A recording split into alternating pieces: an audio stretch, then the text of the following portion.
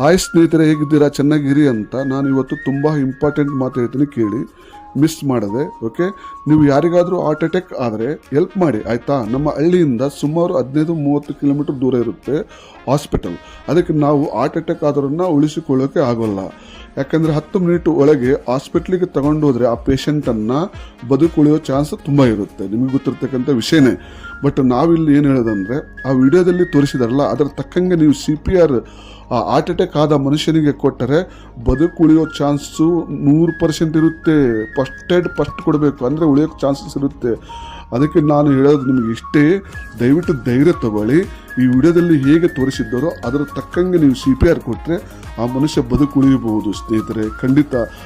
ಈ ಟ್ಯಾಬ್ಲೆಟನ್ನು ನಿಮ್ಮ ಬಳಿ ಸದಾ ಇಟ್ಟುಕೊಳ್ಳಿ ಸ್ನೇಹಿತರೆ. ನಿಮಗೇನಾದರೂ ಹಾರ್ಟ್ ಸಮಸ್ಯೆ ಬಂದರೆ ತಕ್ಷಣ ತಗೊಂಡು ಬರುತ್ತೆ. ಮಾಡಿ. Thank you. ಲೈಕ್ ಮಾಡಿ, ಸಬ್ಸ್ಕ್ರೈಬ್ ಮಾಡಿ ಇಷ್ಟ ಆದರೆ.